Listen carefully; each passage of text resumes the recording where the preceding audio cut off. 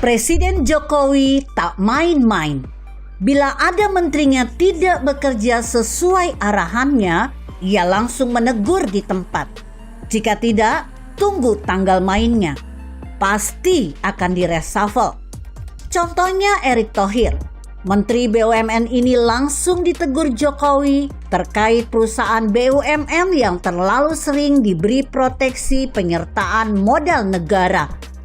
Padahal menurut Jokowi, beberapa perusahaan tersebut sudah tidak memiliki kontribusi bagi negara.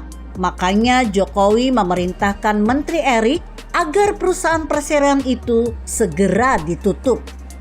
Sakit ditambahi PMN, sakit suntik PMN. Maaf, terlalu enak sekali. Sekarang lupakan proteksi-proteksi itu. Langsung tutup saja, ucap Jokowi.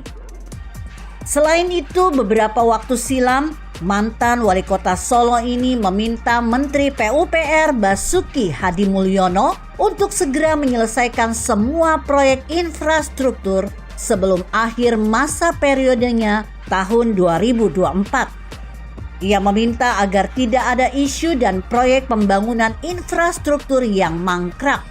Jokowi seakan memberi pesan agar jangan ada proyek yang mangkrak seperti di era pemerintahan Susilo Bambang Yudhoyono atau SBY. Misalnya saja proyek Hambalang yang hingga kini sulit dilanjutkan. Bahkan proyek Hambalang tersebut sampai memakan korban para kader Demokrat masuk penjara. Arahan Presiden Jokowi itu langsung disambut baik oleh Menteri Basuki Hadimulyono.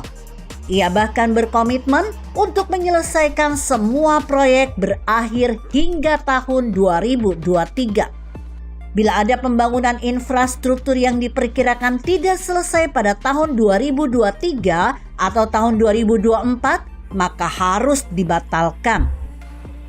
Dengan demikian, kita tidak ingin meninggalkan isu-isu pembangunan bagi kabinet yang akan datang. Jadi, jangan ada isu-isu yang kurang baik. Semua harus sudah siap ke sana arahnya, tegas Basuki. Artinya menurut Basuki, proyek baru bukannya dilarang, tapi sifatnya harus selektif dan harus bisa rampung pada 3 tahun mendatang ketika kabinet pemerintah baru berjalan. Saat ini Kementerian PUPR sudah menyiapkan semua pembangunan infrastruktur bisa dimanfaatkan dan diberikan secara baik kepada masyarakat untuk kedepannya. Untuk tahun 2022, saya ingin tujuannya nanti pada tahun 2024 semua sudah soft landing untuk pembangunan infrastruktur yang kita lakukan selama ini, tutur Basuki. Pembangunan infrastruktur untuk tahun 2022 sudah direncanakan berdasarkan asas optimalisasi, pemeliharaan, operasi, dan rehabilitasi. Adapun fokus pembangunan infrastruktur baru akan sangat selektif, kecuali yang menggunakan dana pinjaman atau hutang. Menariknya, menteri yang suka main musik ini berpesan kepada bawahannya agar dalam penyusunan dan penyiapan desain pembangunan infrastruktur tidak dilakukan terburu-buru. Hal ini dimaksudkan agar mengerjakan desain lebih baik dan diharapkan bisa dikerjakan oleh kabinet selanjutnya.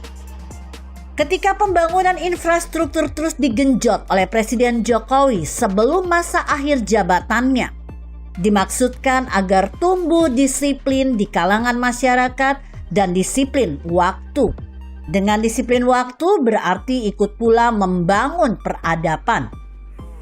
Kehadiran infrastruktur menurut Jokowi akan menumbuhkan daya saing agar dapat berkompetisi dengan daerah, bahkan negara lain.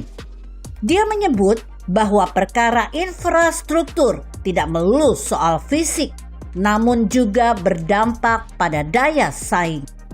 Presiden Jokowi punya karakteristik yang berbeda dengan pemimpin lain. Perintahnya baik di lapangan maupun di dalam rapat terbatas selalu cepat dieksekusi oleh anak buahnya. Berbeda dengan pemerintahan SBY selama 10 tahun memimpin negeri ini. Terlalu banyak rapat tapi tidak mengambil keputusan. Jokowi setiap mengadakan rapat selalu mengambil keputusan yang bisa dijabarkan dalam perspektif koordinasi antara pusat dan daerah. Contohnya antara lain, Menteri Luar Negeri, Menteri BUMN, dan Menteri Kesehatan sebagai satu kesatuan tim untuk memperoleh vaksin yang mendapatkannya cukup sulit. Setelah vaksin didapat, pemerintah tidak tinggal diam, langsung mendorong anak-anak bangsa lewat sejumlah lembaga untuk memproduksi vaksin sendiri, yakni dengan percepatan vaksinasi gotong royong, digerakkan seluruh elemen negara, seluruh kementerian, serta yang sangat aktif seperti TNI Polri, Badan Intelijen Negara atau BIN, dengan suatu terobosan vaksinasi door to door, termasuk partai politik ikut pula terlibat. Meskipun banyak kritik, Jokowi tetap menampilkan seorang pemimpin yang tahan uji terhadap kritik dan terus berjuang melakukan tugas-tugasnya sebagai kepala negara dan kepala pemerintahan. Jokowi menerapkan suatu prinsip bagaimana keselamatan rakyat, keselamatan bangsa dan negara merupakan hukum tertinggi yang harus dijawab setiap pemimpin. Begitu kira-kira. Bagaimana menurut Anda? Jika Anda berpendapat lain, berikan komentar Anda di kolom komentar. Saya Emma, Karisma 90.